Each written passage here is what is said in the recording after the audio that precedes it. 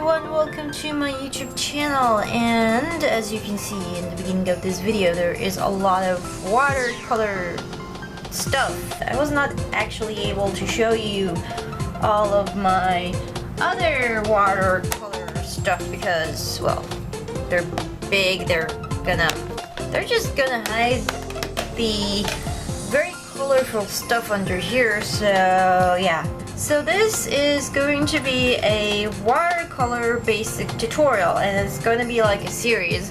And in this part, I'm going to be showing you the different types of watercolor types, I guess you can say. So let's get started. So I cleared up the mess, and here I am going to talk about watercolors. But this video, I'm not going to talk about the paper because the paper is a totally different story.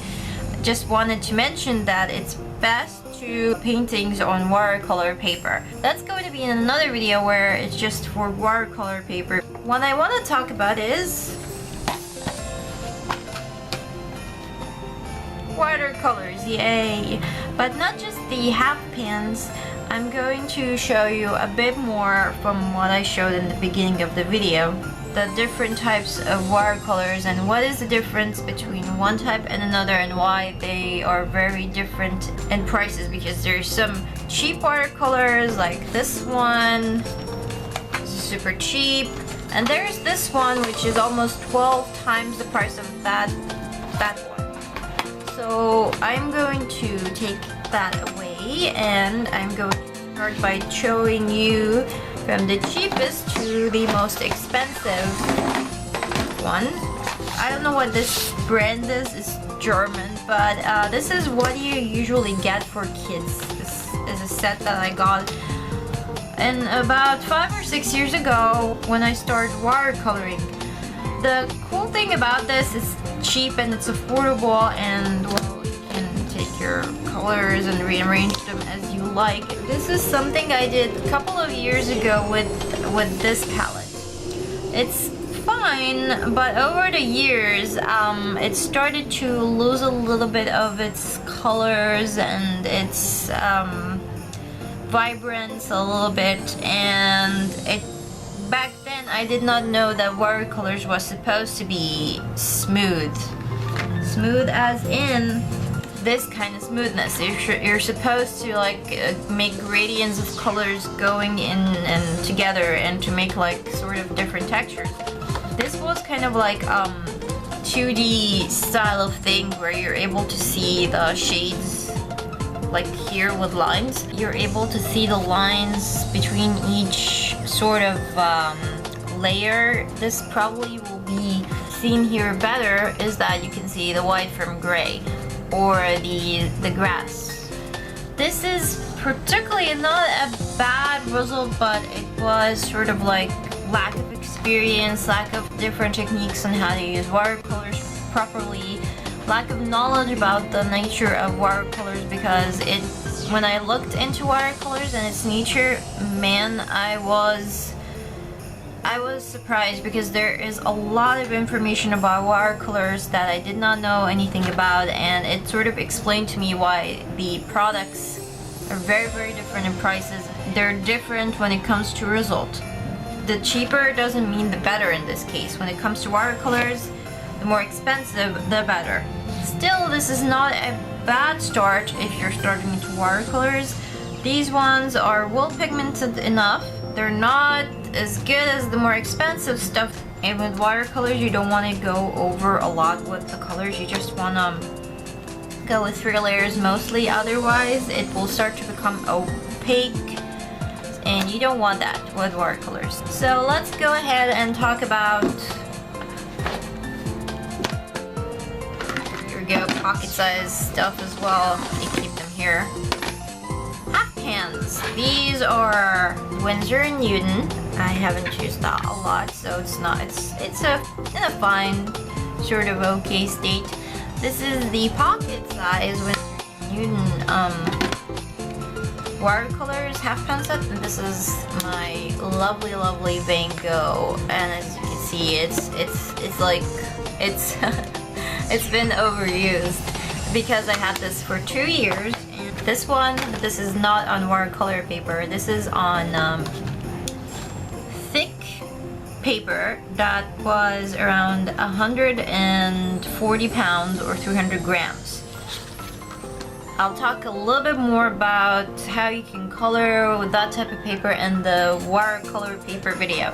This is another one.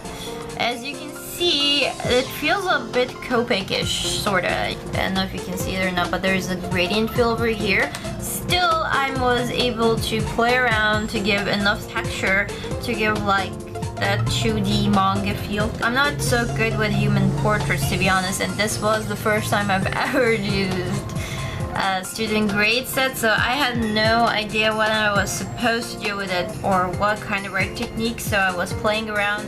It was okay for someone who was bad at portraits and kind of new in these kind of watercolors and self-taught, so yeah, it wasn't bad. Just wanted to show you that you can achieve a lot of results without using Copics with these kind of stuff. So let's talk a little bit about why are watercolors so different, and on the side as well, what is the difference between watercolor tubes and half pens. This is my Royal and Talent 24 watercolor tubes things. When it comes to watercolors, I have this brand called Louvre. It's still new, so I haven't tried it out yet. I have the Pibio, which is, it's really fun to play with. It's kind of light when you're painting with it, but it does give a fun effect. This one was done by the Pibio watercolor tube. If you're into pastelish tones, you might go and pick up a Pibio set. And finally, these are the Royal and Talent watercolor tubes. Let's talk about what watercolors are made of. Watercolors are made of pigment, or the colors, and Arab glue, and some other substance that allows you, when you put the water on the watercolors, that they sort of become in a liquid state, that you're able to use them. Still, why is it so expensive and other brands are so cheap? The answer to that is the quality of the pigments themselves. The cheaper ones, like this one, is all artificial pigments. It's all man-made. Well, on the other hand, there is another grade called the artist grade that is made out of all natural pigments. This is the most expensive one, and it's, to be honest, I can't afford that. I've seen like a palette that has 48 colors online for about $2,000. And then there is your student grade. It's sort of like in the middle. It has a little bit of artificial sort of pigments and a little bit of natural ones, so it's kind of in between. So it's the best of both worlds. It's not as expensive as the art grade, but still does give you a lot of very good results. Now there's a lot of half pans that you can get your hands on. For me, I have like 3. I have this Pibio half pan sort of circle-y thing, and it comes with this brush. It's made out of boar's hair. Now I threw it away because boar hair brushes, it's a natural hair brush, and I'm gonna talk about brushes also in another video. The thing is with boar hair, the once you put it in the water, it starts to make this really bad smell, and I was not able to take the smell, so I just threw it away. I never really tried the brush, so maybe you would like to try it. It usually comes with this Pibio set. Now we have this. This is 24 colors. This is also 24 colors. I like the Van Gogh one because they give you just enough of an area to play around when you're doing your mixing over here. And you can even store a brush over here. Usually it comes with a brush, but I take the brush and store it in my brush case over here. You know, this is just a keeper for brushes. In the watercolor brush video, I will explain and show you more. And finally, I have this Winsor & Newton. This probably is the most expensive one because it has the most colors. It has the best palette ever, to be honest. It has 46 colors, and this mixing palette is just genius because it's made that you're able to take it out like this, wash it, and then put it back, and sort of like this, roll it over, cover it up, and it's good to store. And you can see the difference in size between this and the Van Gogh one. This is more smaller and compact, you know, because it has a lot of colors, but so it does give you a lot of really nice options in terms of storing and mixing and all of that. The three are very good. This one has a pastelish kind of feel, sort of, it gives that sort of light feel. Van Gogh and Winsor & Newton, well, from my experience, I think that they're the same. I haven't played enough with Winsor & Newton to know. This is kind of a mixed product between the two ones. This is Winsor & Newton and a Van Gogh and some pencil colors. So using them, it feels like they're almost the same. I've been using the Van Gogh for almost 2 years now with this pocket case. So I still haven't like tried the Winsor & Newton well enough, to be honest. So I need to play with it more to tell you exactly what is the difference between the two brands. Watercolor tubes. Now, watercolor tubes are the best and most affordable. I don't know why, to be honest. I've tried like watercolor tubes and the half pan sets. They're practically almost the same. It lasts for a very long time. What is the difference in terms of quality? I do not know. I think that they're very much the same as this. Like, this is the same brand, so they're exactly the same or very similar. The difference is that this is actually almost 1/3 of the price of this set. You see how big the color area is cube here compared to this one? And there's still almost half the tube here left. You just squeeze in your tube and let it to dry over 2 or 3 nights, and it will give you the same exact feeling of using a half pan set. That's my only advice, because when you're using like the water directly from the tube, the color itself is very soft. It might get stuck in the bristles of the brush, and it might be harder to clean. So it's better actually to let it dry and be able to use it when it's dried, so you'll be able to protect the bristles of your brush. Well, there is a lot of watercolor types out there you can try. If you're still very new, I totally recommend these kid stuff. Some people will tell you they're bad, but you have to start somewhere.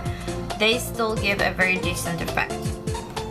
If you want to go for a little bit higher, you may want to go for pocket sizes, student grades, like the Winsor & Newton or this Van Gogh set, which I recommend because they're both the same price, but this one has 15 colors. They have this nice mixing area over here, and they have a pocket brush that I stored it in my brush case.